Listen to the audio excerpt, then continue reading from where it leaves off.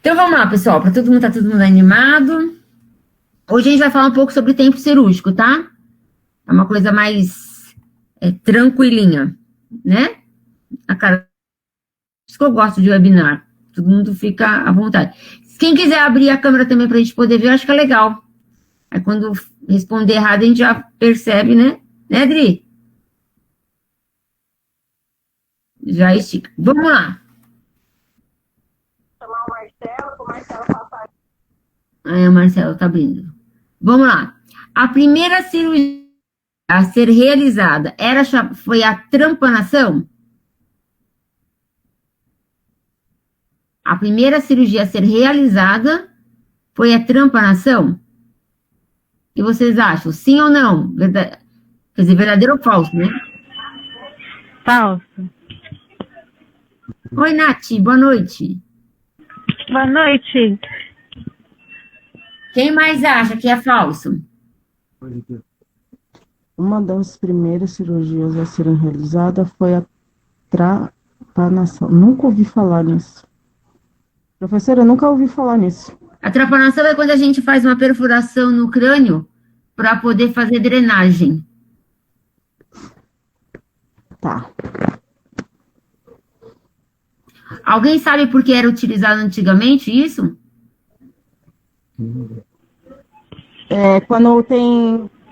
Quando bate a cabeça e fica com edema, provavelmente as pessoas tentavam tirar.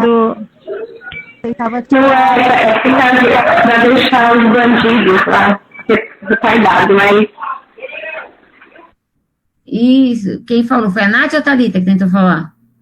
É a Marcela. Não, a Marcela, você falou sobre drenagem de sangramentos no hematoma, né? Eu acho que a Nath... Foi a Thalita.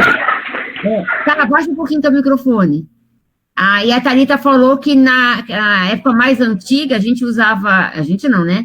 As pessoas usavam isso para poder fazer perfuração no cérebro principalmente dos presidiários, para eles poderem ter a redução de movimentos. Vocês sabiam disso? Isso mesmo. É, isso mesmo. Para deixá-los meio dementes, para que eles não fizessem mais coisas erradas. Se faz isso aqui no Brasil, acabou, né? Não tem mais ninguém. Mas isso, tirava os maus espíritos no Egito. Até hoje o pessoal está tirando os espíritos ruins, né? Do povo, né? Todo mundo bota a culpa no coitado do espírito que está do outro lado fazendo coisa ruim, né? Não. Mas a trepanação foi um primeiro procedimento cirúrgico a ser realizado, tá? Ele não tinha o objetivo de curar, de trazer benefício para o paciente. E aí eles começaram a perceber o quê? Primeiro que eles entenderam que existia uma anatomia e que existiam alguns órgãos que se a gente fizesse uma perfuração, um movimento brusco, alguma coisa, esses órgãos traziam alterações fisiológicas para o corpo humano. Então, eu conseguia tratar o paciente com cura das doenças, das patologias, né? Entretanto, eu também podia ocasionar algum dano para os pacientes, né? Com certeza, isso foi alguma coisa que foi realizado como teste e aí eles começaram a perceber que, furei essa parte da dura mater. E isso ocasionou algum problema. E aí eles tudo e perceberam. E o mais importante da gente poder entender sobre isso, gente, é a gente compreender que quando a gente está na sala cirúrgica, o erro acometido pela equipe médica, seja ela de qualquer maneira, pode trazer um dano para o paciente. Então, a gente tem que entender tecnicamente tudo que se envolve o procedimento cirúrgico, até para a gente entender que se eu entrego um material inadequado, se não foi adequada porque faltou algum equipamento, se eu não otimizei tempo necessário de preparo do material para o procedimento, isso pode trazer algum dano para o paciente. Não é simples, né? Eu costumo dizer para as pessoas, eu vou tirar parte do órgão do paciente. Que bom, ele tem 2. Não, não é bom. Se ele nasceu com 2 funcionantes, é sinal que é necessário esses 2 para poder o paciente desenvolver. As cirurgias são consideradas intervenções com finalidade apenas diagnóstica, terapêutica e estética? Verdadeiro ou falso? Verdadeiro. Falso. Tentativa. Ô, Natália, deixa o povo responder pelo menos um pouco, criatura. Ah, tá bom. Né? Deixa pelo menos o pessoal responder, aí você, pô, eu deixo. Né? É que hoje eu tô empolgada. Não, gente, a gente tem também na parte paliativa. Muitas das cirurgias que ocorrem, principalmente pacientes com intervenção cirúrgica, com o objetivo de promover um melhoramento, né, e fisiológico do paciente, para que ele tenha, de forma paliativa, um final de vida mais adequado, né? A gente não trazer a parte curativa da cirurgia. E a gente tem que entender que a cirurgia, ela pode ser... vamos fazer uma pergunta. A cirurgia diagnóstica é a primeira cirurgia realizada antes da terapêutica?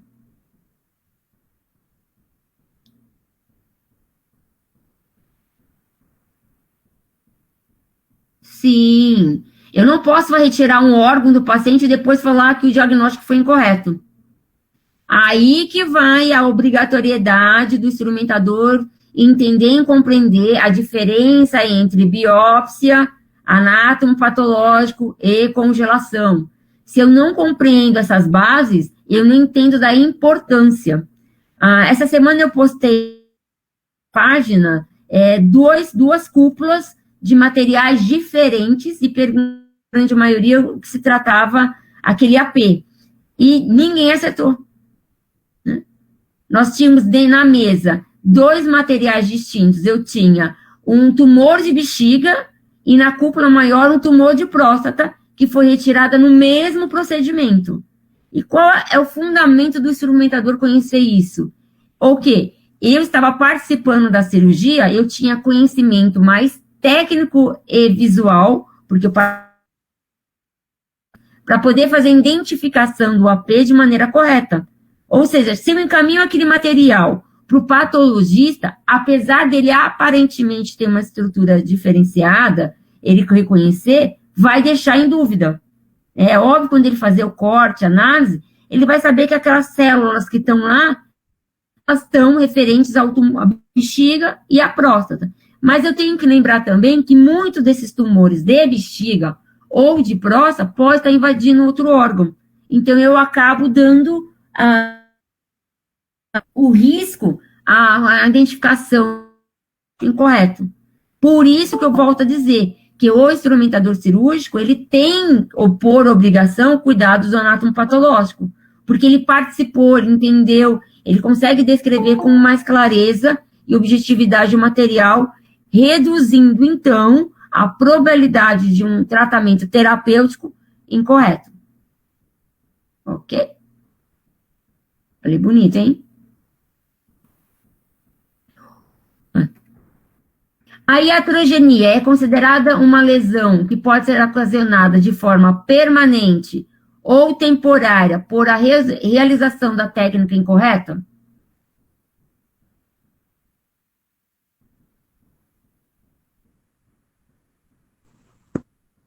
Sim. Sim. Sim. A iatrogenia é mais conhecida como erro médico, correto? Porque quem responde legalmente pelo procedimento cirúrgico é o cirurgião. Entretanto, o instrumentador cirúrgico pode induzir a iatrogenia quando faz a troca de material sem devido conhecimento técnico? Sim. Sim. Sim. E vocês sabiam que o cirurgião, ele pode falar diante ao juiz que ele ocasionou uma iatrogenia porque o instrumentador induziu ele ao erro médico? Sim. Sim. E o que seria essa iatrogenia e essa indução? Quando eu entrego a pinça incorreta, o cirurgião pede uma pinça de reparo e eu dou uma pinça hemostática. Ele pede uma pinça de apreensão e eu entrego uma pinça incorreta. quando eu faço a troca de fios de sutura de maneira incorreta, né? Ah, eu não tenho Vicryl 0 Plus no hospital, então eu vou lá e pego qualquer outro Vicryl sem me ater a agulha, a densidade e a estrutura que eu vou utilizar. Quando eu pego uma lâmina de bisturi que teria que ser pontiaguda para fazer uma varize, e aí eu vou lá, entrego uma agulha, um bisturi mais grosseiro. Todas essas maneiras eu estou induzindo a troca a errado. E qual é o problema maior hoje, né, que a gente enfrenta e visualiza no mercado, principalmente em prática hospitalar? É que os hospitais, cada vez mais, acabam dando um jeitinho, né, de fazer troca, de substituir materiais de forma interessante, sem avisar o cirurgião antecipadamente. Você chega no hospital, o instrumentador não fez checklist de material adequado, na hora que o paciente está aberto, alguém comenta que o material não está, que não foi providenciado, que vai ter que ser substituído. A substituição desse material, tendo ele de forma aceitável ou não, induz o cirurgião ao erro. Por quê? O cirurgião, quando ele aprende o procedimento cirúrgico, ele aprende a técnica de acordo com o padrão com que ele aprendeu, com o professor que ele aprendeu. E com isso, o que acontece com ele? Quando você tem uma variação de troca de material, pode ocasionar alguma iatrogenia, alguma lesão, algum problema posterior ao paciente não reconhecido porque não foi utilizado. Então, essa prática em comum que a gente tem de ficar entregando material, fazendo troca de material inadequado, e isso é tão prejudicial quanto a iatrogenia ocasional. Está vendo da nossa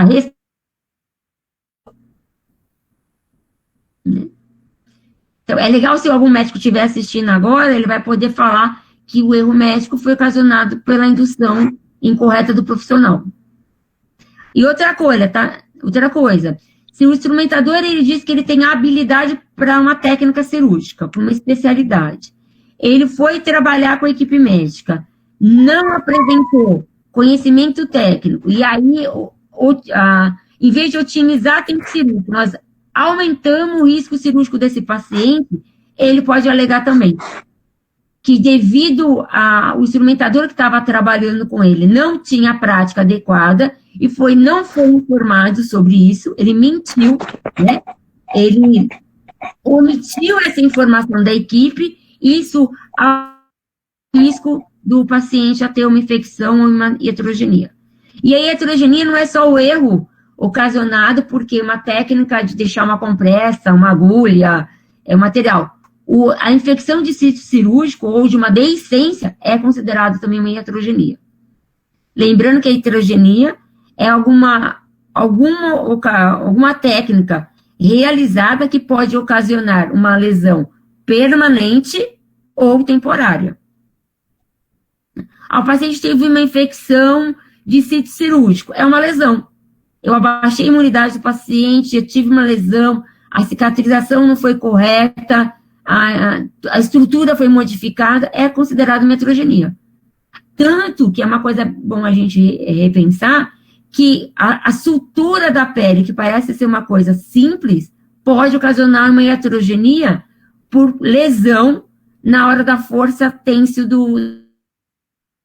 Então, se a cicatriz do paciente não foi adequada, e se o paciente descobrir que não foi, porque quem fez a sutura foi outro profissional que não tinha habilidade e autorização legal, ele pode processar o hospital e a equipe por conta disso. Ele pode alegar que, apesar dele ter fisiopatologia não favorável à cicatrização, ele aumentou o risco porque foi suturado por um profissional não adequado.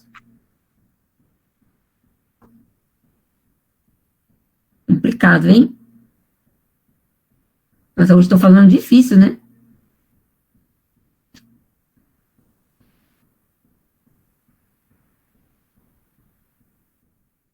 uma cirurgia endoscópica é realizada os 4 tempos cirúrgicos?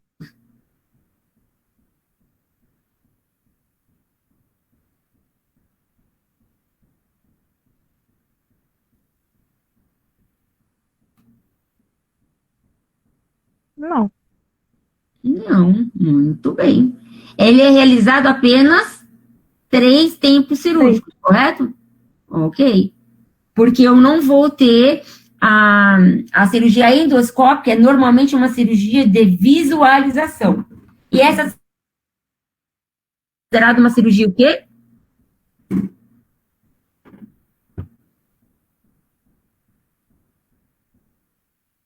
Diagnóstica. Eu vou observar, eu vou diagnosticar. Uma cirurgia de videolaparoscopia, ela começa de forma diagnóstica ou ela é uma cirurgia reparadora? Diagnóstico. Sempre diagnóstica. Primeiro a gente faz uma videolaparoscopia diagnóstica para saber se a cavidade abdominal permite o acesso das pinças e a manipulação das pinças de maneira favorável na cavidade abdominal, para depois ela se tornar uma cirurgia paliativa, reconstrutora, definitiva, né, terapêutica, e aí por si só. Tá? Então, até porque a gente pode pensar que, às vezes, devido às aderências na cavidade abdominal, né, extraperitoneal e intraperitoneal, eu não consigo acesso. Então, eu vou fazer uma cirurgia diagnóstica laparoscópica, entretanto, depois a gente vai fazer uma cirurgia de forma convencional, porque foi convertida. Tá bom?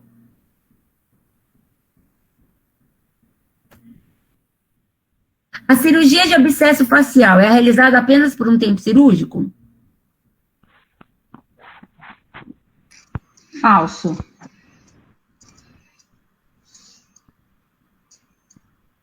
A Denise achou que é falso, quem acha que é falso ainda? Renata, o que você acha? Renata Barros?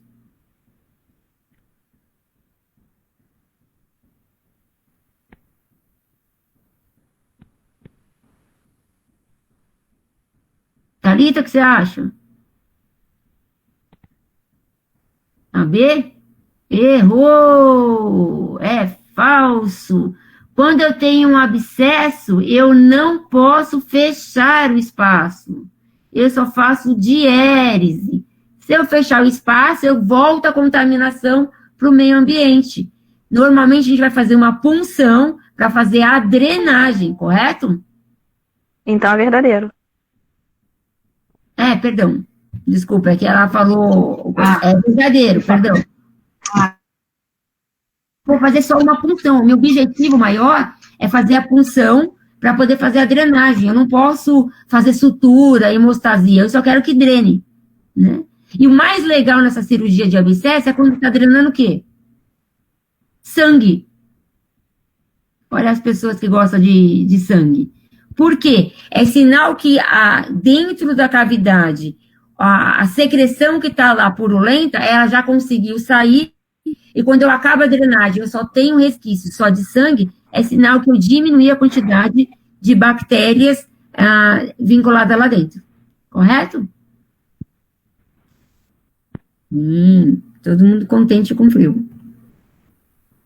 A cirurgia de herniorrafia pode ter AP?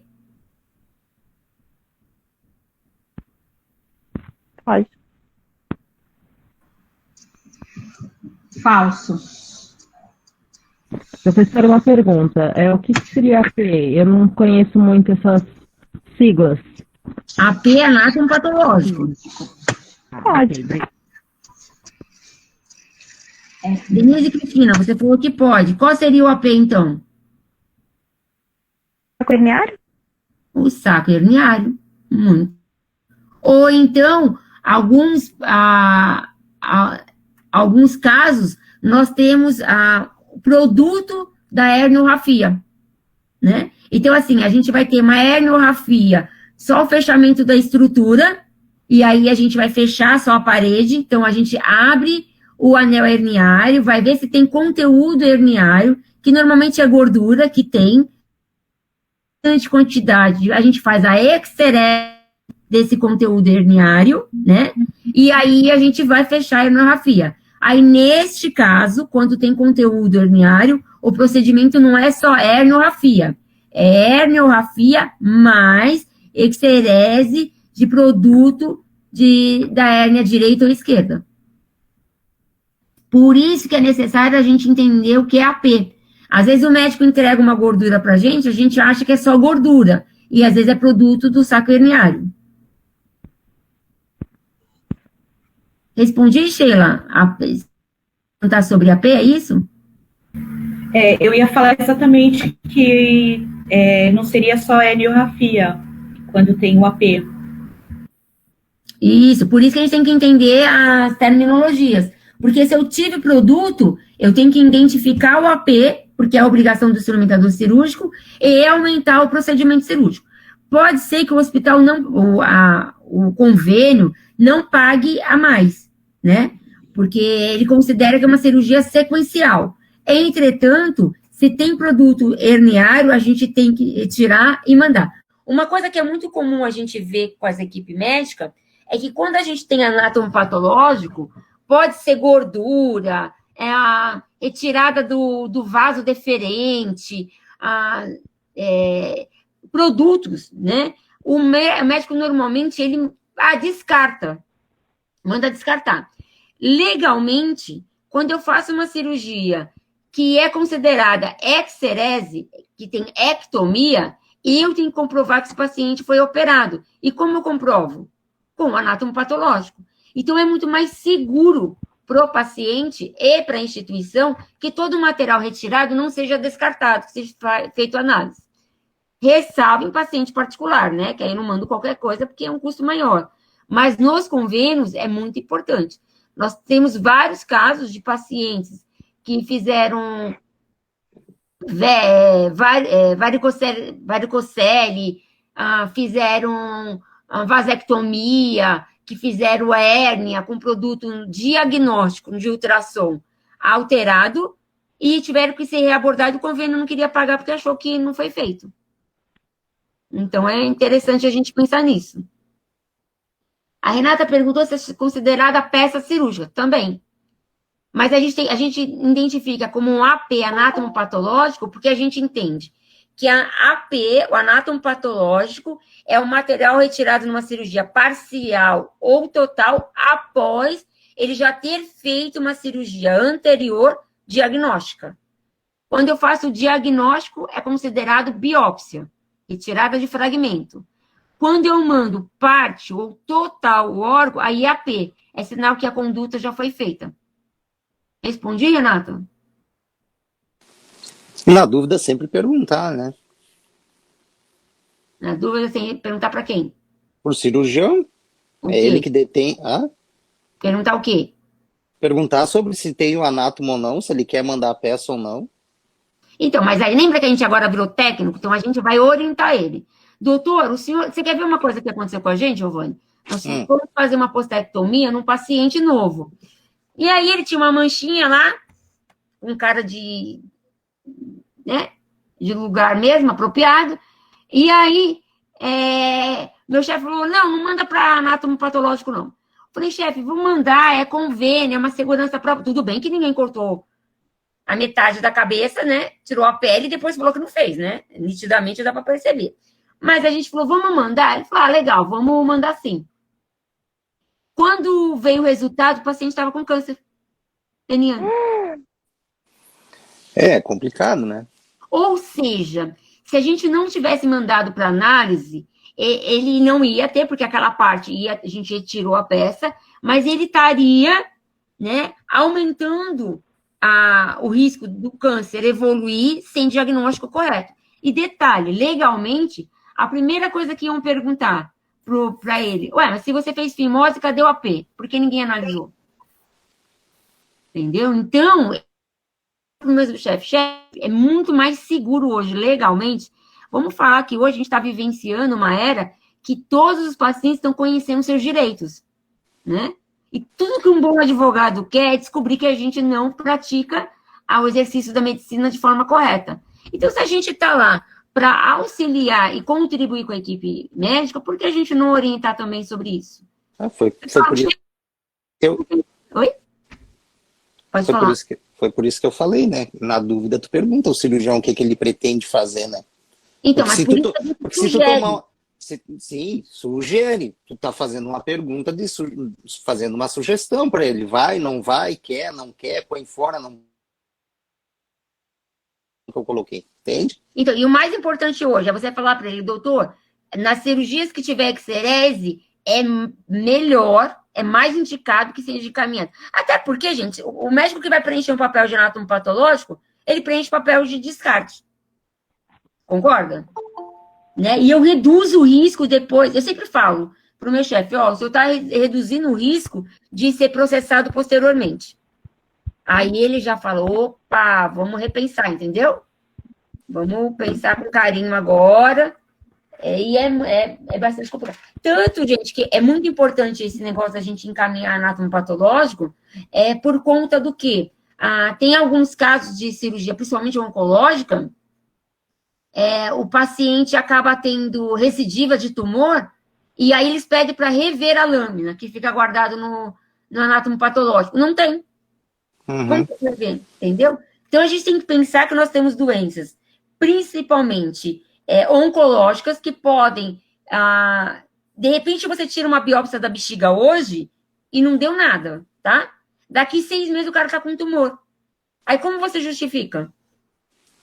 Entendo. Entendeu? Eu passei por uma situação muito difícil. Posso comentar? Sobre oncológico? Sim. Foi feito um procedimento na mão de um paciente, tá? E foi tirado o polegar dele, a ponta do polegar dele, tá? Polegar direito. O Giovanni lá entregou para circulante de sala, beleza, tudo. O cirurgião fez a solicitação do anátomo. Passou-se ali 15, 20 dias. O cirurgião veio me perguntar se eu tinha entregado o anátomo. Sim, entreguei o anátomo. Porque o laboratório lá não tem. Como não tem? Foi entregue. Aí, o que sugeriram? Que eu não tinha entregue, tá? Sim.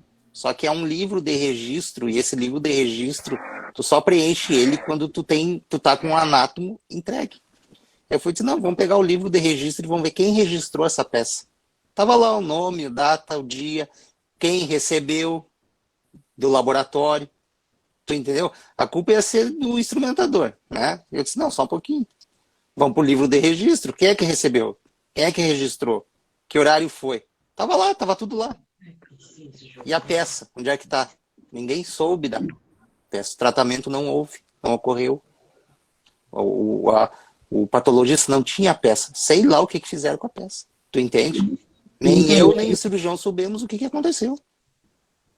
Então, mas aí Agora, responde legalmente no agora, o que hospital, aconteceu né? com o hospital, nem eu sei. Eles respondem legalmente pela perda da peça e o paciente processa, né? É bem Mas o mais provável. importante sim. Outra coisa que vocês têm que tomar muito cuidado também, aconteceu comigo, de quando a gente entra na sala, hoje já está voltando as cirurgias, então a gente está tendo uma troca de sala muito rápida, né? Aqueles que ninguém me escute, né? Aquele protocolo de segurança do Covid morreu, né? Ficou com a máscara de tecido. Então, a galera tem que produzir, porque ficou um bom tempo sem operar.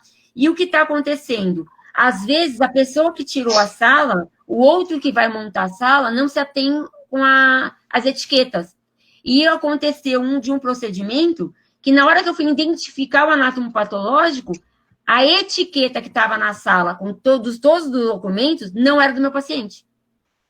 Olha o problema de se encaminhar um anátomo patológico com o nome de um outro paciente. Né? Primeiro, 2 problemas. Que o paciente vai receber que ele tinha um câncer Diagnóstico de adrenal que não era dele. Sim. E o cara de adrenal não ia saber o diagnóstico. Olha o risco. Então, é muito importante a gente prestar atenção sobre isso. Existe uma... Oi? Aqui em São Paulo, que ele está comentando lá onde ele está, nós temos aqui em São Paulo, nos hospitais, também esse livro de registro do anátomo? Não, aqui em São Paulo, o que a gente faz? A gente identifica o anátomo patológico, coloca dentro do frasquinho, eu escrevo no rótulo e colo no frasquinho, peço para o meu chefe escrever a mesma coisa que está e entrego na mão do circulante. Nós encaminhamos.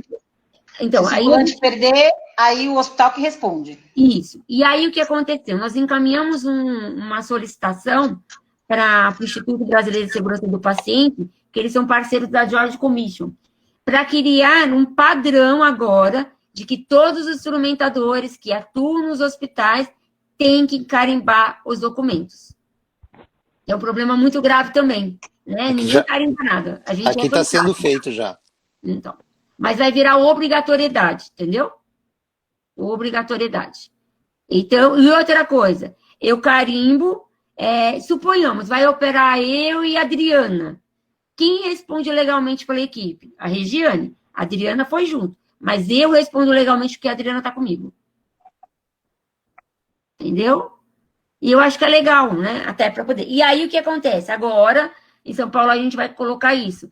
Que na ficha, eu entreguei para Denise, o anátomo, que é a circulante. Eu carimbo, que identifiquei, aí ela vai lá e assina que recebeu.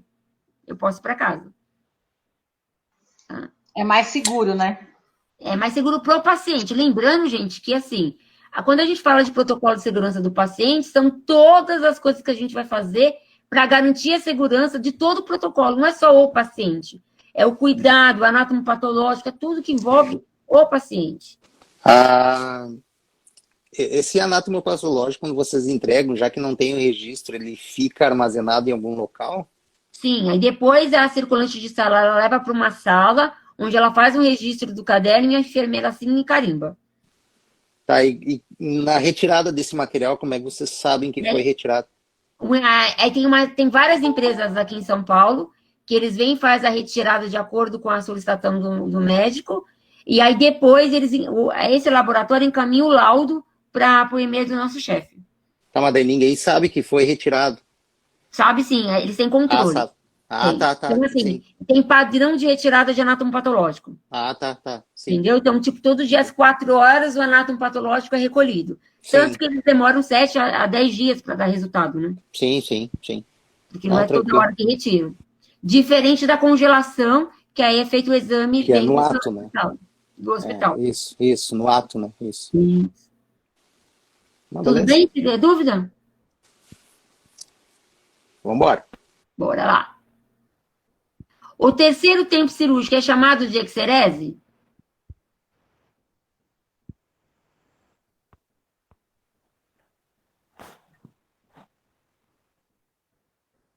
Não.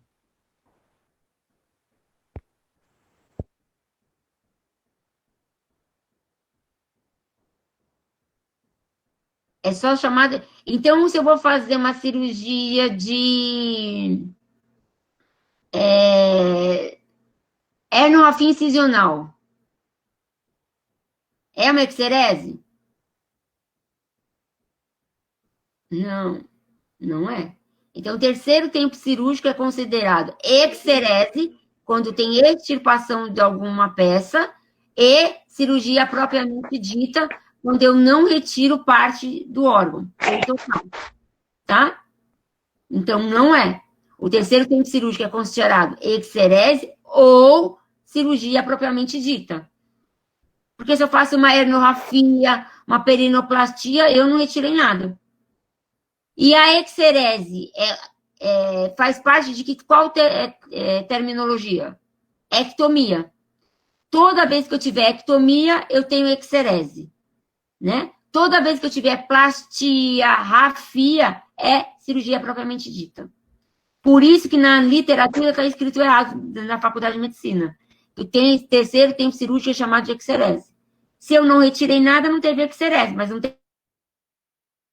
Sim, muito bem. Pegadinha essa, hein? O rompimento da continuidade de tecidos ou planos anatômicos, mecânica ou física, sendo que a utilização do bisturi elétrico pode aumentar o risco de infecção do sítio cirúrgico. ISC, infecção do sítio cirúrgico.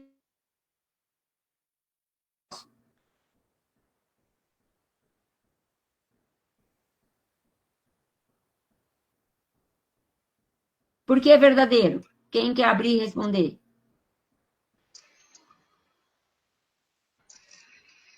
Iracema, responde.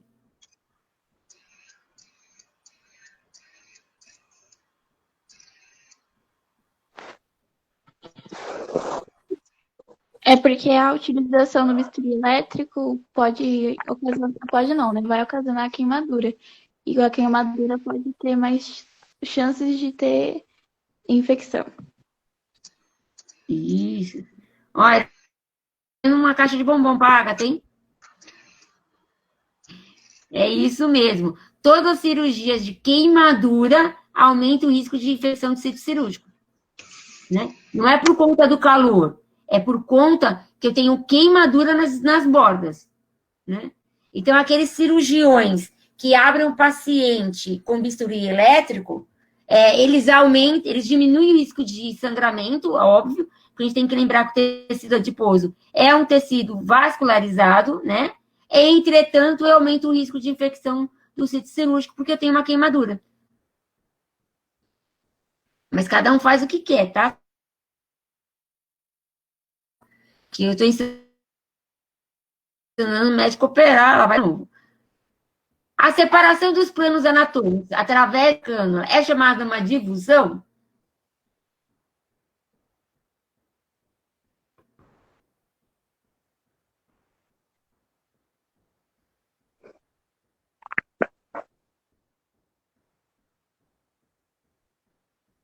Vamos lá, pessoal. Tem 36 pessoas aqui.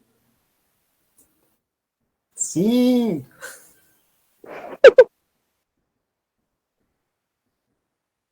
Sim. Qual é o outro material que eu posso fazer difusão também? Valquíria, responde.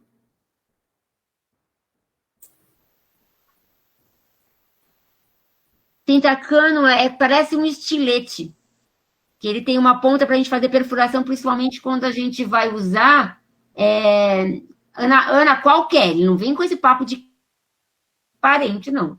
Vai responder bonito. Principalmente você. Voltando a Marcela. Isso, tem que ser inteiro, né? Bonitinho. E a Joane colocou curvo sozinho que se perdeu, mas eu vou completou. Mas respondendo a Marcela, é tipo um estilete que a gente faz punção para poder descolar. Pode ser fazer punção para poder tirar o abscesso, como eu posso punção. A gente quer ele com mais.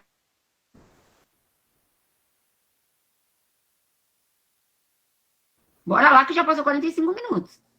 E eu só estou na pergunta do olho.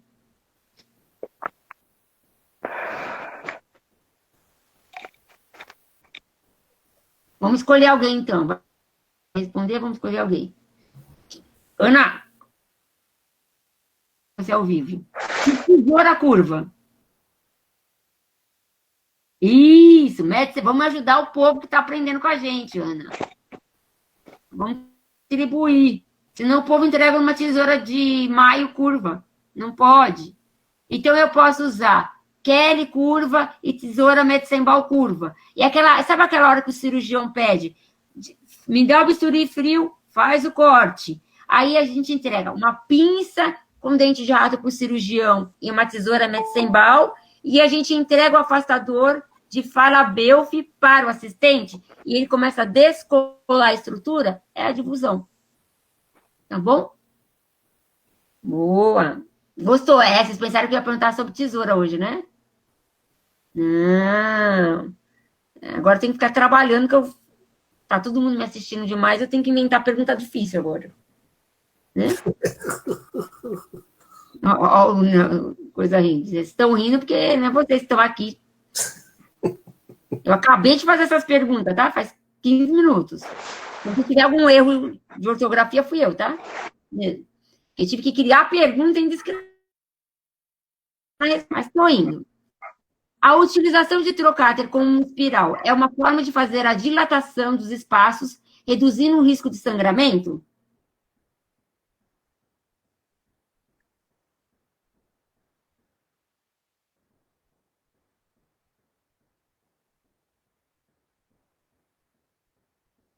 Sim. Kelly, por que é diferente eu usar o trocáter espiral e usar o trocáter pontiagudo? Ninguém vai querer mais responder nele no chat, né? Sim, vai espancar todo mundo. Não vou espancar, não, só vou espancar a Ana, que a Ana fica respondendo coisa. Depois o pessoal vai lá e fala que a gente ensina errado. No caso pontiagudo por perfuração, por conta da perfuração, E a o risco de perfuração perfuração dos órgãos internos após o trocáter inserido? Traz um pouco para frente o teu trocáter. Porque os espaços até chegar à parte peritoneal. Correto. Lembra que tem 7 camadas? Se eu uso um trocáter pontiagudo, eu vou abrindo, rompendo a vascularização. Se eu uso um trocáter espiral, eu faço o quê, então? Uma dilatação. Eu vou abrindo o espaço. Mas a linha de raciocínio sua é isso mesmo. Certo. Aí, quando a gente fala de perfuração de órgão, aí já é o acesso incorreto. Tá bom? Todo mundo compreendeu? Sim. O dióxido de carbono, CO2, é o laser mais utilizado como feixe de radiação nas cirurgias de diálise física?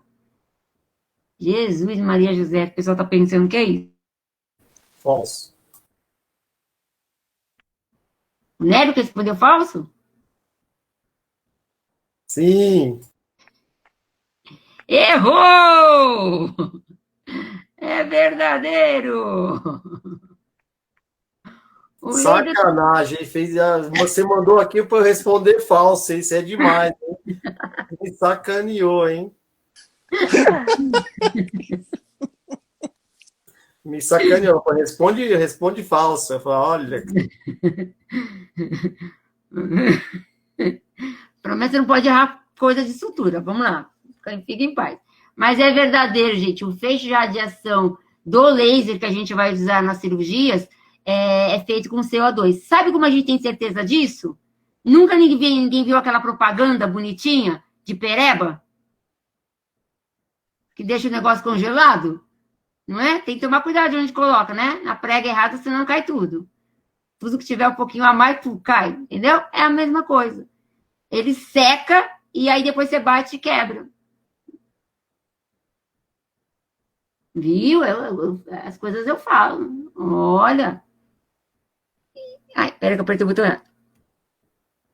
A hemostasia é o tempo mais importante e necessita maior atenção para que se possa reduzir o risco iminente ao paciente? Verdadeiro. Pelo amor de Deus, hein? Quem responder não vai ter... Eu vou derrubar. Não, falso.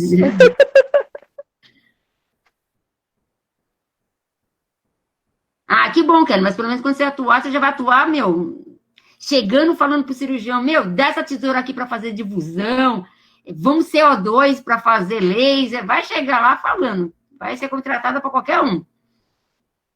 Importante que vocês tenham aprendendo coisa boa. Em nome de Jesus também pode ir, que também ajuda, abençoa, não é verdade? Sim, vamos lembrar uma coisa, tá? Na literatura está escrito, eu faço a diérese, faço o controle de hemostasia, faço a exerese, em segundo eu faço a síntese. Essa informação está correta? Não! Muito bem. Eu faço diérese, corrijo a hemostasia. Eu faço exerese, corrijo a hemostasia. Eu faço síntese e confirmo a hemostasia. O paciente é reabordado ou tem risco maior iminente quando a hemostasia não é eficiente. Tá? Então, é diferente a literatura da vida real. Por que nas RTU é comum o reabordamento por sangramento? Ai, você tem certeza que vai fazer essa pergunta ao vivo? Por quê? Ai, Jesus. Porque tem uma pessoa que faz assistência. Cara, você estava na minha cirurgia essa semana, é isso? Hã? Você estava comigo essa semana operando? Quem? Eu? É, porque aconteceu isso essa semana comigo. Não, Regiane, eu estou falando mais porque a gente observa. Então Por isso eu te perguntei, tu é da área da URO. Eu não sou especialista da área da URO. Eu fiz uma pergunta. Então, o que acontece? Tem uma pessoa chamada, com todo o respeito aí ao povo, auxiliar de enfermagem, né? E aí, quando a gente faz uma ITU, a gente faz a ressecção, né, de um tecido friável e que é sanguinolento, porque a gente está falando principalmente da próstata, tá? Que é uma célula, até porque a gente está retirando a próstata, é uma célula cancerígena. E toda célula de câncer aumenta a quantidade de vascularização. E aí, quando a gente faz a ressecção, a gente faz a cauterização. Mas quando a gente tem um espaçamento dessa musculatura, né, e o paciente vai acordar, ele faz força, rompe os vasinhos. É como se eu colocasse um chiclete nos buraquinhos, e quando ele faz força, destampona. E aí, o que acontece? Quando acaba o procedimento, a gente coloca uma irrigação contínua. Essa irrigação é para que não crie coágulos. Ou seja, vai lavando, mas que esses sangues que estão saindo dos vasinhos, eles sejam retirados para a parte externa. E a gente tem um problema muito grave em alguns hospitais, é que quando a gente vai fazer, quando o técnico de enfermagem vai fazer a troca desse soro, ou vai fazer o controle, ele faz o quê? Me fecha a sonda ou me fecha a irrigação. Geralmente fecha a irrigação, né? Então, 5 minutos é o suficiente para criar coágulos no paciente e fazer o paciente ser abordado. Então, não é, em hipótese alguma, para fechar a irrigação, fechar a drenagem ou interromper a irrigação em hipótese alguma. Porque é uma coisa importante. Durante a cirurgia de RTU, o pós-cirúrgico, o que me interessa mais? É fazer o controle de débito ou controle de hematúria? Hematúria. Hematúria? Hematúria. Para mim, o que está drenando está ok, gente. O importante é que não tenha coágulo. Então, quando eu vejo que a drenagem está muito escura e hematúrica, 3, 4 cruzinhas, ou seja, está aquele vermelho vivo, é sinal que eu tenho sangramento ativo, e aí, dependendo do que for, eu preciso reabordar. Quando ele está meio vinho claro, sabe aquele champanhe rosé? Ok, eu tenho uma hematúria presente, mas que pode tamponar. E aí a gente acaba colocando soro gelado. E por que eu coloco soro gelado e não água bidestilada?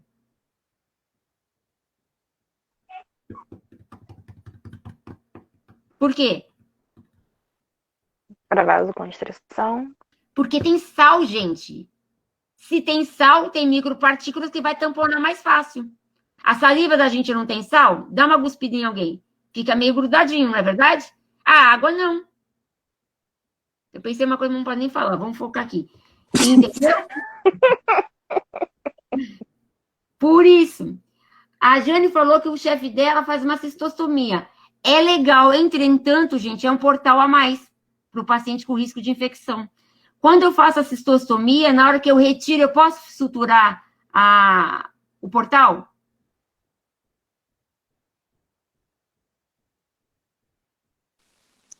Acho que não. Nunca. Eu suturo, quando eu tiro o dreno, eu suturo o portal do dreno? Não. Não. Porque eu preciso ter uma cicatrização de segundo tempo. Ou seja, vai cicatrizar de dentro para fora. Entendeu? Uhum. Então, se imagina, a bexiga é uma área possivelmente contaminada? Sim, porque eu tenho resíduo, correto? Se eu tenho uma perfuração da pele para dentro da bexiga, eu aumento o risco de levar contaminação. Então, hoje, o mais indicado é que a gente não faça tanto acesso, né, no paciente. A própria sonda vesical já é um risco de infecção? Porque eu tenho aquela sonda que entra e sai, né, do pênis, toda hora ficar se mexendo, e aí eu tenho uma borracha que conduz bactéria para dentro da bexiga. Imagina uma cistostomia. Não estou dizendo que é incorreto, eu estou dizendo só que aumenta o risco. Entenderam? Até porque a gente usa mais cistostomia quando a gente não tem o ressectoscópio 26 de duplo fluxo. Porque toda vez que eu fico tirando e colocando o ressector 24 para poder drenar, eu aumento a tração, né, no meato do paciente. E aí eu aumento o risco de estenose. Nossa, o negócio foi polêmico, ó. O Giovanni fez. Viu? Não, mas valeu a pena, né? Opa, estamos sempre juntos. É 24 de fluxo único, não é, Jane? Isso, uma porcaria. Isso. Aí tem que usar o Sistocate. Vou mandar um para você 26 pro teu chefe, quer? Manda o endereço que eu mando. De verdade. Bora ajudar o povo, né? Sério, falando sério, manda aí que eu mando. De doação para ele. Aí depois você faz uma live, você operando. Tá, agradece, Giovanni. E agradece o Giovanni. Isso. Mas vou te mandar um vídeo como usa, tá? Para você não apresentar errado e depois ele me xingar. A técnica de torniquete é uma maneira de prevenção de hemostasia de urgência? Sim. Sim. O cara tá sangrando, você vai lá, prende. E quanto tempo de pressão? Eu vou lá, prendi, fiz um torniquete no braço do paciente. Quanto tempo pode ficar? Meia hora? 30 minutos no máximo, hein? Liga, quando a gente faz clampeamento. Pois é mesmo. Exato. 30 minutos. Acima de 30 minutos. Não. Máximo 30 minutos que o dedinho tá roxo, entendeu? Se a gente faz isso com clampeamento de artéria e veia, eu também tenho que pensar que quando eu faço o torniquete, eu estou clampeando uma artéria e uma veia principal, correto?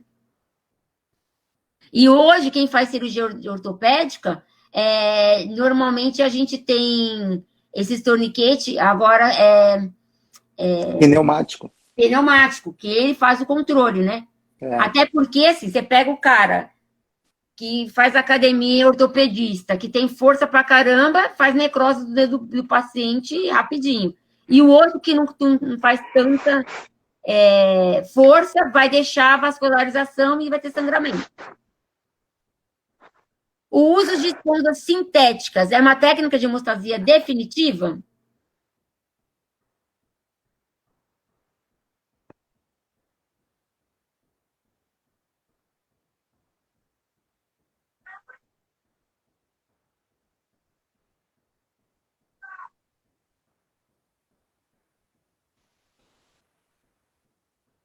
Não, não é definitiva, gente. Né? É preventiva. Preventiva. Eu coloco um hemostático na região para garantir, né? Ou para me prevenir que se tiver algum sangramento ativo, esse hemostático vai absorver, né? Aquele coágulo e vai aumentar a ação plaquetária e aí vai tamponar o vaso. Por isso, a necessidade da gente entender a diferença entre hemostáticos, né, que a gente vai usar de forma definitiva ou preventiva. Então, tem coisas que eu vou usar para prevenir, mas eu tenho que fazer a correção da hemostasia segura antes. Não adianta estar um vaso sangrando e eu colocar um hemostático e ir embora. Vai destamponar e vai matar o paciente. A gente pode fazer uma aula, Regiane, aí vai ter de hemostático, para falar onde que age cada hemostático dentro da cascata de coagulação. E quanto tempo demora, né? Cada tipo de hemostático atua numa das fases da cascata de coagulação, né? Sim, a gente tem que entender, além disso, como que eu ativo, tem uns que eu vou colocar soro fisiológico, outros eu vou molhar com o próprio sangue, outros eu tenho que colocar na cavidade de uma maneira que proteja para não ter aderência, principalmente introcáter. Eu tenho que saber quanto é o tempo de ativação desse produto, porque às vezes eu coloco, não ativou e o cara já não prestou. Não, calma, respira, olha para a porta, né? Às vezes é o tempo de olhar para a porta que ativou. E o mais geralmente é assim, né?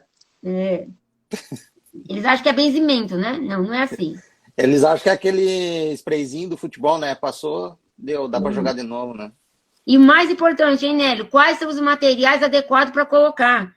Às vezes a gente vai pedir um hemostático caríssimo para videolaparoscopia e não tem aplicador. Faz como? Assopra. Né?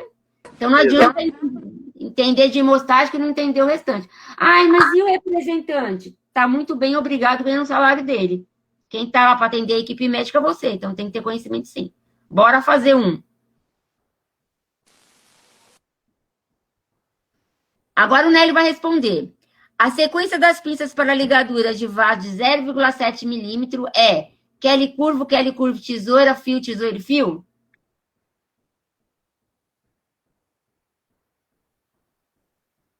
Não sei, não é resposta. É sim ou não?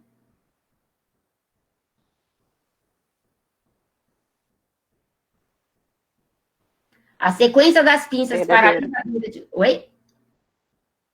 Valquíria, Eu falou? acho, oi, eu acho que não, porque você tem que primeiro prender com fio antes de cortar para garantir, né? Normalmente. Para não fazer ligadura, eu tenho que segurar duas estruturas primeiro, correto? Isso. Depois das Kellys. Tesoura, fio, tesoura. Depois da. Verdadeiro.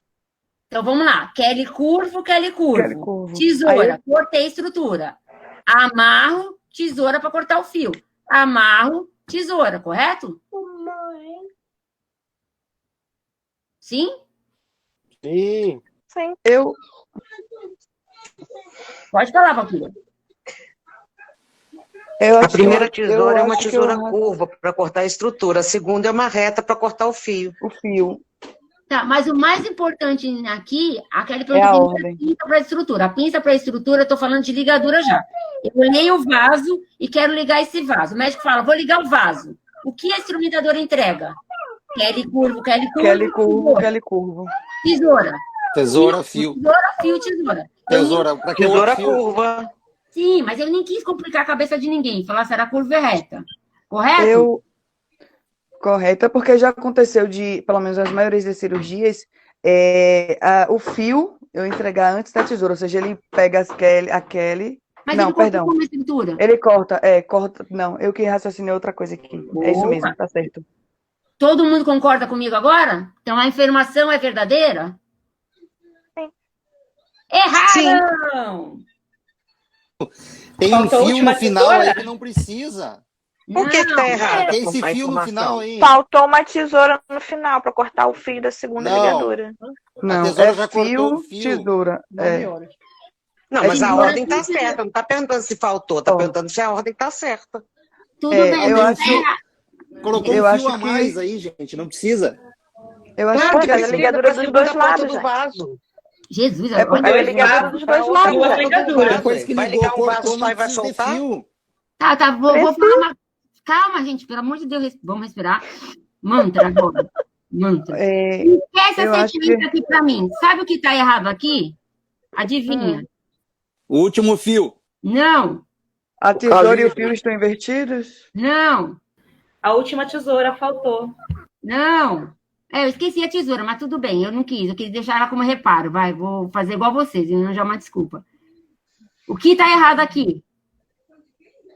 O último fio não deve existir, porque depois que coloca aquele nas extremidades, onde você quer cortar, cortou no meio, colocou o fio, cortou o fio, já não tem mais outro fio para colocar. Não, peraí. Mas tem outro fio, gente. São duas Kellys. Não vai colocar fio na segunda Kelly? Kelly curvo. Claro, tem que ligar. Vou repetir, vou arrumar aqui a frase que faltou uma tesoura. Kelly curvo, tesoura. Cortei. Entrego um fio, amarrei a estrutura, tesoura para cortar o fio. Entrego outro fio, amarrei, coloquei a tesoura, tá bom? Fiz que o ponto de interrogação era uma tesoura. Correto até aí? Agora sim. Não, tá errado de qualquer jeito. Por quê? Por que tá errado? Se eu... Fala, Valquíria, vai lá, vamos ver se você entendeu. Peraí. Eu entendi que você falou da seguinte forma: se botar aquele curvo, um em cada extremidade para cortar no meio e ficar lá a hemostasia. Isso. Certo? Já foi as duas Kelly curva e a tesoura. Coloca o fio, depois que amarra o fio, corta. Aí ele te devolve, ele te devolveu um Kelly, né? Isso, aí devolve fica a Kelly. Fica uma Kelly. Aí, depois fica uma Kelly, eu vou amarrar outro fio e cortar novamente. Isso, e aí ele te devolve outro Kelly, não é? E aí ele devolve a outra Kelly. Aí acabou. A ordem da ligadura que vocês falaram está correta. O que está errado aqui, gente? Nélio, quer tentar? Nélio está pesquisando no Google. Peraí, que ele já volta. O que está errado? Existem vasos superficiais de 0,7 milímetros? Não. Não. Vaso calibroso é dentro da cavidade abdominal. Então, eu não entrego Kelly curva, eu entrego o quê? Mixter. Viu, gente? Mixter curvo, Mr. Mixter. Tesoura. Fio montado, tesoura. Fio montado, tesoura. Entendeu? Tá, mas então continua sendo falso. Então, eu falei que é falso. Vocês falaram que era verdadeiro. Não, eu falei que era falso. E era falso por quê? Você falou que faltou a tesoura. Não, eu não falei que faltou tesoura. Faltou o quê, então, na frase? Não, eu coloquei, eu pensei falso por aquele fio a mais. Mas eu nem pensei nesse teu 07, hein? Mas não tem fio a mais. Não, no caso, gente, é só a questão do vaso, que superficial não tem 0,7. O vaso superficial é menor, o maior é abaixo, é mais profundo. Entenderam agora? A sequência erro tá da certa. frase- O que tá o erro errado da- aí é o vaso. É o Exato. O vaso. tamanho da pinça. Entendeu? Eu não Na posso verdade, o erro é o tamanho da pinça, né? É a É pinça a que tá pinça, errada. não é O calibre do não, vaso gente. deveria ser a mixter. Então, erro não. Ah, mas então eu tinha que ter colocado o erro da pinça na pergunta. se eu tivesse feito a da pinça, eu não tinha criado essa pergunta, É pegadinha. né? Tá, bora pra frente. Você vê que assim, a gente desenvolveu todinha a sequência da ligadura e todo mundo esqueceu que é o vaso superficial e um vaso interno. E qual a importância de eu saber o que é um vaso superficial e um vaso interno? Deixa eu ver você. Eu já estou criando fã de criança, tá? Tem um bando de criança me seguindo, vai ser tudo instrumentador. Amy, comenta para mim. Qual é a importância de eu saber se é um vaso superficial ou profundo? Para que eu tenho que saber além da pinça? Para saber o fio que eu vou entregar para amarrar, gente.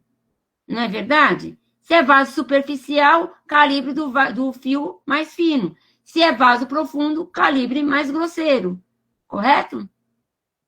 Muito bem. Criando polêmicas. Vamos para a segunda. A hemostasia realizada com hemolock são considerados permanentes e deve ser de acordo com o calibre do vaso e artéria. Verdadeiro. Verdadeiro. Verdadeiro. Isso. Então, eu tenho que entender também. Não adianta falar, eu vou ligar. Que é hemolock? É um grampinho que parece... Sabe aqueles grampeador de umbigo, quando o neném nasce? Sei. Eu vou postar na minha página agora um hemolock. Ele prende o vaso e grampeia esse vaso. Ele tem uma travinha na ponta.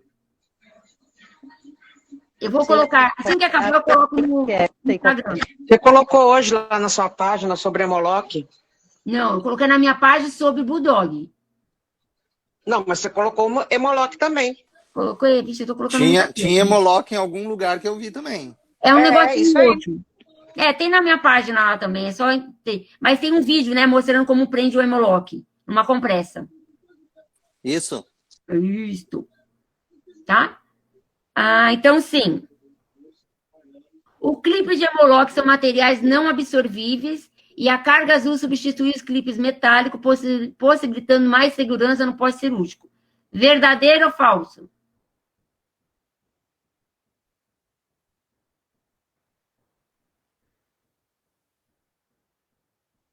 Acho que falta.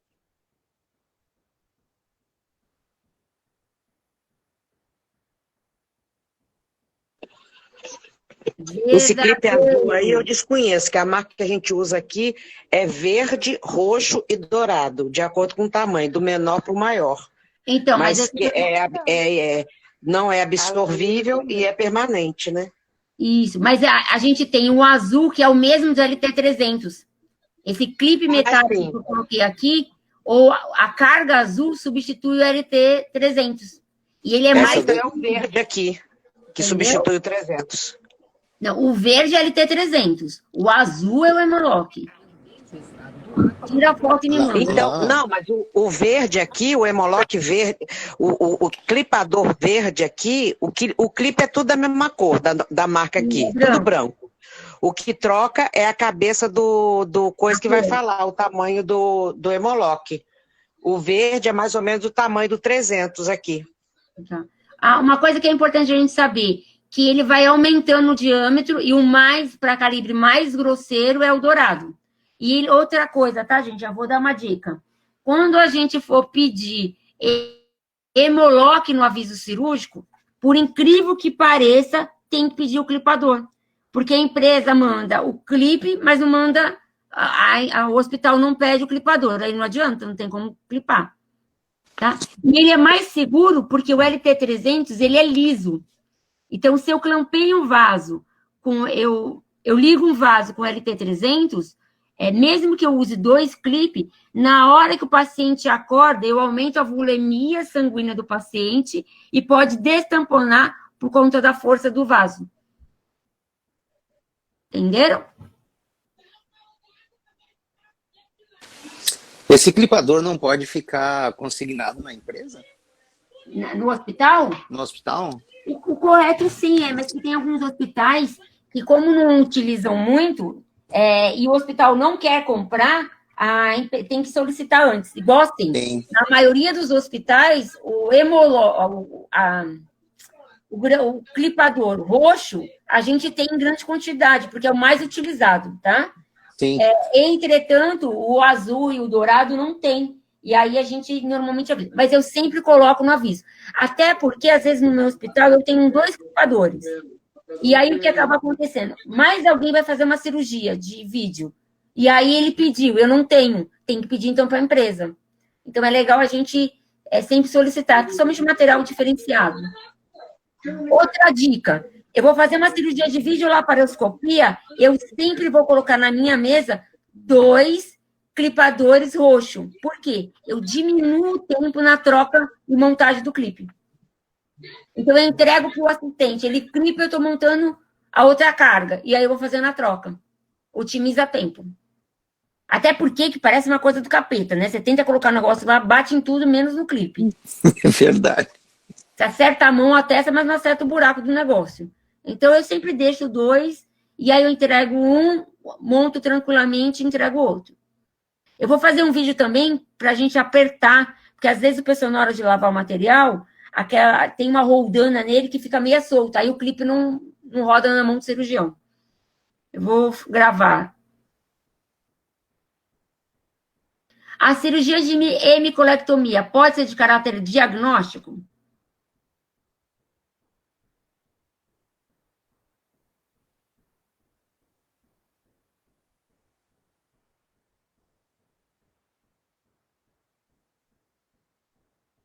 Todo mundo morreu?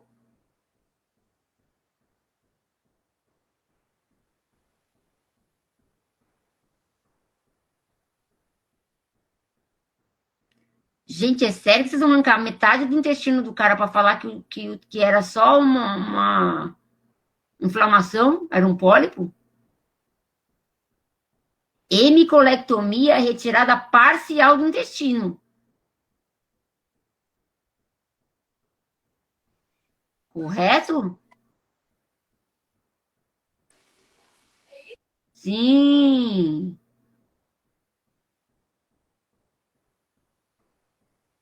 Nena, já pensou? Tirei a metade do intestino delgado e falar, desculpa, foi sem querer. Mas fica tranquilo que tem mais 1,5 metro, né? Vocês estão rindo porque não é o intestino de vocês, né? Jesus. A utilização de adesivos é uma maneira de realizar uma síntese cruenta.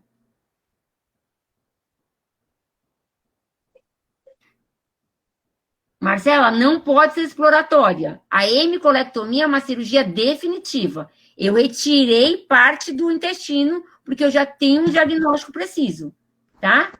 Não pode ser diagnóstico. Eu sei que foi esse o caso. Eu tenho uma pessoa conhecida que aconteceu dele chegar no hospital, tendo um problema, estava com a diabetes muito alta, ele estava tendo muitos problemas. Só que ninguém nem tinha parado para pensar que ele poderia estar com tumor no, no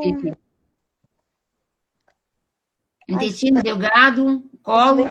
intestino. Ah, Aí que eles tiveram que fazer, eles fizeram uma exploratória. E dentro dessa, eles foram investigar o que estava acontecendo e eles fizeram uma retirada parcial do intestino dele e fizeram uma bolsinha de colostomia. Por isso que eu falei isso. então vamos entender uma coisa. Mas aí foram 3 cirurgias. Então, primeiro ele fez uma laparoscopia diagnóstica Paroscopia. ou uma laparotomia diagnóstica, abriram para ver o que estava dando de obstrução. Quando eles observaram que era um tumor e já um pouquinho mais avançado, aí eles fizeram a hemicolectomia e certamente o tumor estava na parte mais próxima do apêndice. Então eu tinha que fazer uma colostomia. E aí ele ficou colostomia permanente ou temporária? Temporária. Temporária, porque eles viram que tinham uma lesão, retiraram, certamente viram que não era um tumor agressivo, e aí eles fecharam o tumor, e aí o paciente... Agora, não tem muitos dias. Viu como que a gente entende? Mas não pode ser diagnóstico. Quando eles abriram, o tumor tem cara de... Eu falei que poderia ser diagnóstico, porque ele chegou lá de repente, tendo uma febre, tendo dor, só que eles não conseguiam identificar. Depois de muito tempo, um médico solicitou uma laparoscopia para investigar, entendeu? Depois disso que ele já fez a cirurgia. Ele já saiu de lá direto para fazer tudo lá na mesma hora. Então, mas certamente os parâmetros de PCR não do Covid, tá? Mas os parâmetros de enzimas do coração já estavam apresentando que ele estava com quadro de infecção aguda e direcionada à parte intestinal. Por isso que eles falaram, vamos abordar, porque, na verdade, o que a gente faz? Normalmente, a gente faz tomografia para tumores que sejam duros, parte óssea, e ressonância para mim poder saber diagnóstico de tumores mais moles. Só que como ele devia estar com um quadro de sepsemia aumentado e aumentando o risco de obstrução intestinal, e aí o que eles fizeram? Vamos abrir para ver o que é. Aí ele fez uma cirurgia diagnóstica, mas a cirurgia em si foi uma excerese. Retirou o tumor com certeza. Entendeu? Tá bom, obrigada. E lembrando que a colostomia é realizada para proteção da anatomose, por isso que ela é revertida depois. Sim, foi igual o Bolsonaro, né?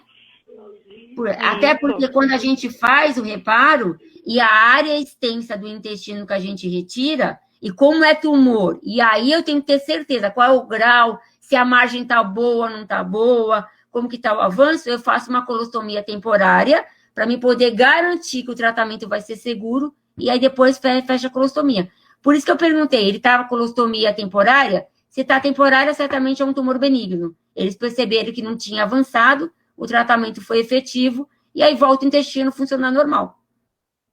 Falei direitinho, Nath? Certinho, é isso mesmo. O pessoal me colocando em... Tá vendo? Se a pessoa não estuda para dar aula, você ferra, né? Fala que caiu a internet, né? Oi? Tá cortou para mim, Rê. Eu falei que a gente, além de dar aula, tem que estudar. Porque vai que fala uma coisa errada, e ia falar, gente, tá um chiado, não tô entendendo, né? Não, é isso mesmo. Tô entrando no túnel, literalmente, né? Fazer microectomia, eu fui pro túnel. Vamos lá agora. A utilização de adesivos é uma maneira de realizar uma síntese cruenta? Sim ou não?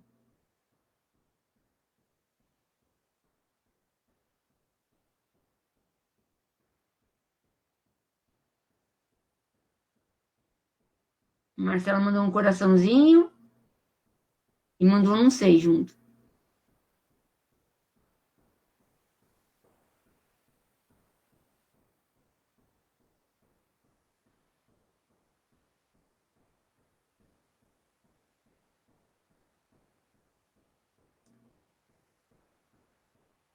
Valquíria, você foi a única que respondeu, fala para mim. Se não é cruenta, ela é o quê? Não entendi, se repete, por favor. Você falou para mim que o uso de adesivos não é uma síntese cruenta. Então, ela é uma síntese o quê? Incruenta? Incruenta. Por que incruenta? Agora vai cair o sinal dela, quer ver? Peraí que eu tô tentando me lembrar aqui, calma. Não, não caiu não, tô tentando lembrar aqui. Porque eu lembro que a cruenta, ela faz a aproximação e ela tem que ser feita com agulha de sutura. E a incruenta, eu tô tentando me lembrar essa diferença. Então, vamos só para ajudar para a gente poder jantar, que já está tarde. A incruenta é que quando eu preciso de um espaço entre o fechamento da pele para poder sair secreção, né? A maioria, então é assim, eu não quero dar ponto na pele para poder ter um ponto, que é a parte cruenta, né? Que aí eu vou suturar, e a incruenta eu vou deixar um espaço permeável para entrada e saída de ar e secreção. Lembra aquele Steri-Strip bonitinho? É considerado um adesivo. Steri-Strip, esparadrapo, micropor, né?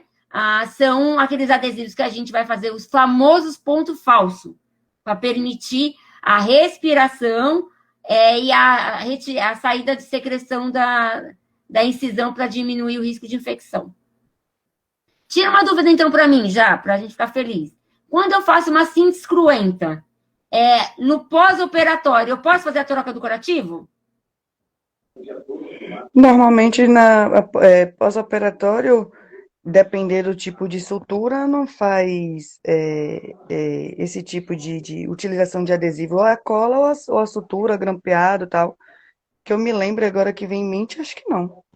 Então, eu estou falando que a gente vai fazer. Eu quero que você faça uma síntese incruenta para mim, usando o Steri-Strip. No pós-operatório, o médico vai trocar o curativo? Não, eu acho que a limpeza é superficial, né? Por quê?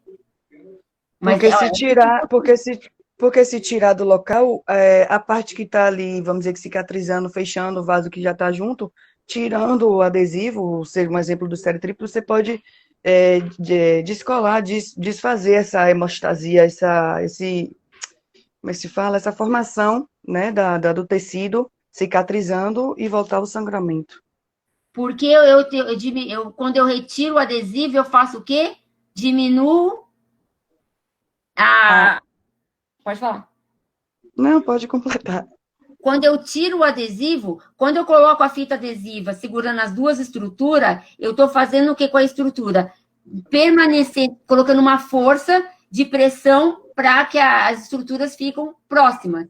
Se eu retirar e colocar, eu começo a aumentar o risco de abrir a incisão. E aí cria uma deiscência da pele, porque a cicatrização não vai ficar uniforme. Então, por isso que quando a gente vai fazer uma síntese incruenta, tem que ser com micropor, de preferência Steri-Strip, que ele seja impermeável, para poder passar o líquido. Aí o que eu faço? Lavo a região, seco com uma compressinha, com uma toalha, e quantos dias esse curativo tem que ficar, então? Você fala com o adesivo? O Steri-Strip. Quantos dias que não pode ser removido? Se eu não me engano, o mínimo de 15 dias. Isso, por quê? Que é o período mínimo justamente do tecido, né, da cicatrização. Da cicatrização propriamente dita, pelo menos da pós-inicial, para não correr o risco desse afastamento e interromper novamente. Tá, mas vamos pensar numa coisa. Quando eu uso Steri-Strip, o cirurgião fez que sutura interna? Na parte intradérmica. Contínua? Ele fez uma sutura intradérmica, não é? Então, eu tenho uma força têncil presa dentro das estruturas, correto? Correto. Eu tenho eu garanto. Eu não vou tirar o curativo, principalmente para mim eu não romper a cicatrização do sítio cirúrgico, para entrar sujeira. Porque eu tenho a força tensa do fio já na parte intradérmica. Entendeu? Strip. A Edilene perguntei, não sei o que é Strip. Eu vou colocar lá também um vídeo. É uma fitinha, parece um micropor, mas ele é poroso, ele tem uns buraquinhos que permite a transpiração. Porque se não transpirar o curativo, o que acontece? Infecciona. Não é transparente, viu? Ele é branco mesmo. Ele é branco. Já vou colar lá. Vou lá, ó. Vou lá no... Ocorre a infecção, né, na região. Porque o que precisa para a bactéria se propagar? O calor, umidade. Pronto, já tudo que ele quer. Um curativo abafado, né? Principalmente em Salvador, tamponado sem ninguém mexer. Por isso, qual é o melhor tratamento quando chega em casa? Para manter seco a região? Água e sabão, né? Água e sabão e deixa arejando, deixa o ar entrar. Não é verdade? Porque a maioria dos micro-organismos, eles acabam morrendo com a quantidade de oxigênio, tirando o Covid, né? O pessoal morre antes.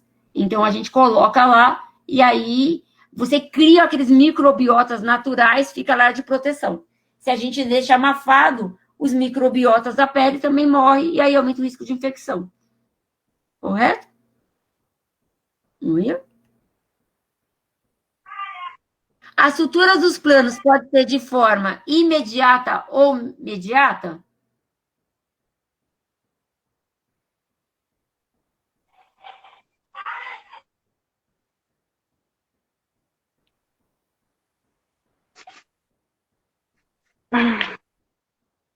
Sim, ela pode. A gente vai suturar os planos quando o paciente foi abordado. Eu fiz a incisão, e aí eu faço a sutura imediata logo quando acaba o procedimento, ou imediata quando o paciente teve uma ruptura e depois a gente fechou.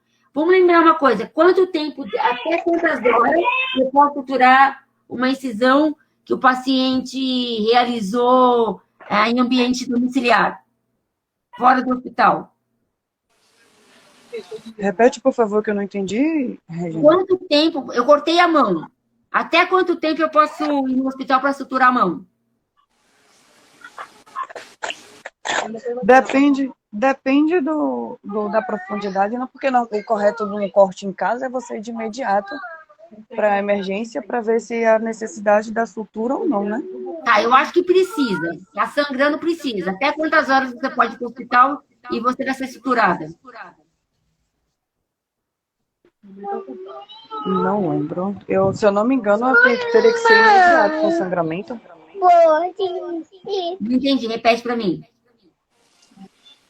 Eu acho que teria que ser imediato. No tempo, eu acho que se tiver de espera, o máximo é de 1 hora, a depender do grau do sangramento. Se for um sangramento grande, tem que ter, é isso, tem que ter, grande eu digo assim, um fluxo contínuo, tem que, no mínimo, tentar uma hemostasia pressionando o vaso local para diminuir e de imediato fazer a sutura. Eu acho que... Não, mas peraí, ninguém tentou te assassinar, só foi um corte na mão porque você estava cortando melancia, tá? Você cortou a mão assim, com carinho, não queria matar ninguém, deu um cortinho, aí você olhou lá, tá aquelas estruturas, aquela gordurinha nojenta, aí você olhou pro teu marido e falou, e ferrou, eu acho que vai ter que tomar ponto.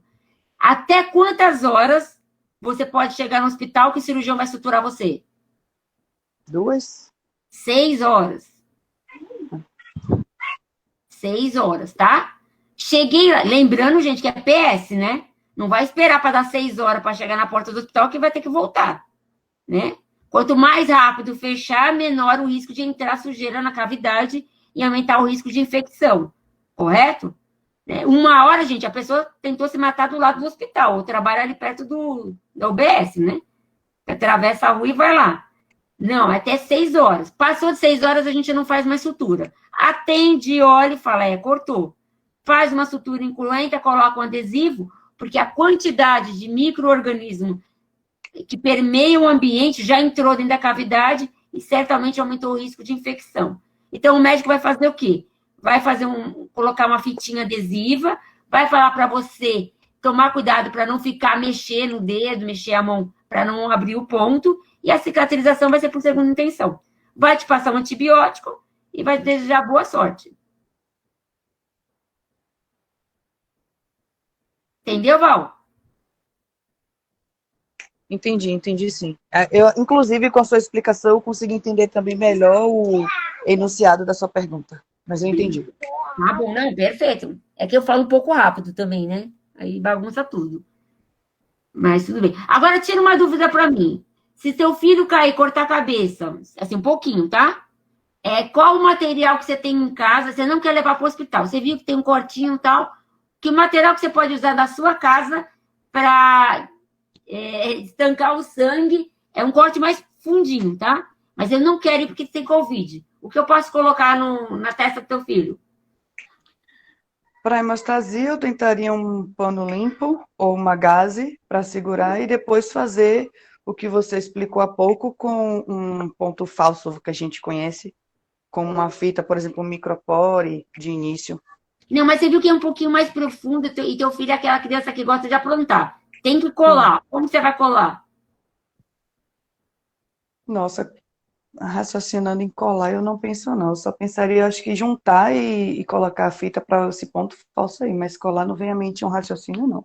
Menina, põe Super Bond que cola. É a mesma coisa do Dermabond, entendeu? Super Bond é pro pobre, Dermabond é pro hospital. Entendeu? Bom saber. Mentira, viu? Não tô falando. Eu sei. É verdade, tá? É verdade. Cola ali, fica bonitinho a cicatrização, né? Porque nada de suturar, tá? Esse povo doido tá fazendo curso de sutura. Se é sério mesmo, gente. Vocês nunca colaram nada com... Todo mundo cola a unha com Super Bond e nunca colou... Fechou incisão. Cara, eu tô no meio do mato. No carnaval, né? Porque não vai ter agora carnaval. Tô lá. No meio do mato, meu filho cortou a perna. Um cortinho assim, tá babando. O que eu faço? Meto Super Bond e continuo no carnaval. Bora? Que o pessoal pensa que é um cortinho pequeno, né? Que bota açúcar, sal, vinagre e benze, né? Não. E detalhe, abriu o Super Bond, você pode colocar na geladeira e colar um dente, alguma coisa que cai também, entendeu? O peritônio parietal é uma das estruturas próximas aos órgãos? Vai que tá acabando. Não! O peritônio visceral fica próximo aos órgãos. Vísceras é próximo ao órgão. O uso de hemostáticos líquidos é uma maneira eficaz de garantir a hemostasia preventiva?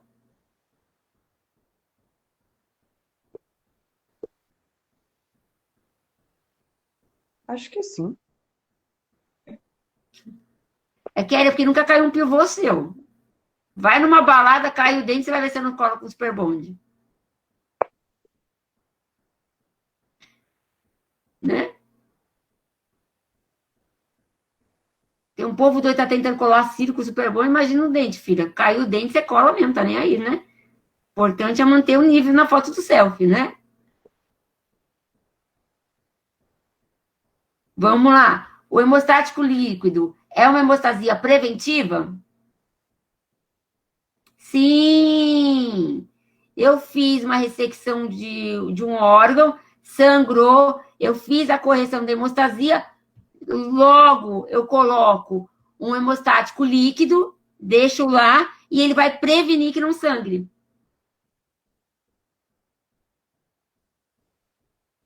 Renata, aqui você é chique, filha. A gente pobre cola com Super Bond, com o que tiver. E aquele Super Bond de 1,95, 2 dias depois que a água quente cai.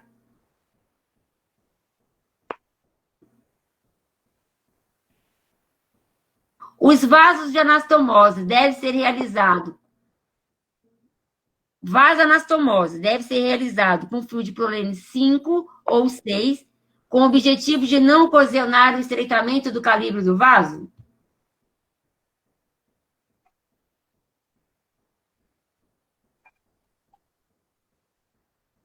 A Ana tá dormindo, tá respondendo já errado. Ana, acorda. Sim, eu tenho que usar fio fino, gente. Se eu colocar um calibre 2.0, não adiantou nada. Fechei o... Falei que a Ana estava dormindo? Fecha o fluxo do vaso. Eu acho, Regine, que as pessoas se ligaram mais no nome do fio, Prolene, do que No diâmetro do fio, né? Isso, no número do fio. Acho que foi mais Tu por tá isso. falando anastomose aqui, eu tô lá na ligadura. A Ana já está no outro plano, né? Está esperando só para dar tchau e dormir. E a pessoa está fazendo perguntando 5060 às 9h30 da noite, né? Não rola, né? Ai, gente. Por isso tem que ler direitinho, porque quando a gente vai pedir material, quem pede o fio é a gente. Ah, pega o fio para anastomose. Qual, Jesus? Né? 5 zeros, 7 zeros, 6 zeros, com agulha de 1,7, com agulha Vese Black. Eu tenho que saber tudo isso. A cirurgia de colecistectomia é uma cirurgia parcial em alguns casos? Não. Não. Amém. Não é. Agora tira uma dúvida. Paciente pós-bariátrica faz colecistectomia de forma paliativa? Preventiva. Preventiva, muito bem. Por quê? Porque ele vai emagrecer muito rápido e vai dar cálculo. Não, porque o fígado dele já estava acostumado de produzir a bile em grande quantidade. E aí, o tempo que ele vai diminuir o peso, o cérebro e o fígado não entendeu ainda. Ele vai continuar produzindo uma quantidade de bile maior do que necessário, e aí aumenta o risco de cálculo. Entendeu? Correto? Então, só para encerrar, porque o paciente que faz cirurgia de vesícula, uns, né? Tem um povo aí que não adianta fazer nada que não emagrece. Tem diarreia. E a bile vai direto para o intestino, né? A quantidade Mas de onde bile armazenar? vai para o estômago. Não vai para o intestino, não. Vamos voltar para o estômago ainda, tá? Estômago. Ah, tá. Não vamos ligar o negócio lá para baixo, não, né? A gente mais para cima. O que acontece? A quantidade de bile não tem uma. O fígado manda. Ele não tem ele não armazena um pouquinho e manda em quantidade. E aí, quando eu como comida gordurosa, o fígado ativa uma chavinha e manda mais bile. Aí vira pato, come e caga, né? É uma vantagem quem tem cirurgia de vesícula. Que consegue comer doce, não sei o quê, e depois já ficar um xerical natural, né? Misericórdia. Mas descompensa todo o organismo, né? Ah, sim, né? Tudo tem um motivo, uma razão e um porquê. Mas tem uma vantagem, comeu, né? E aí tem uma Gatorade, Coca-Cola, outras coisas que melhoram o âmbito, né? Ah, acabou. Quase 2 horas, Jesus amado. Né? Gostaram?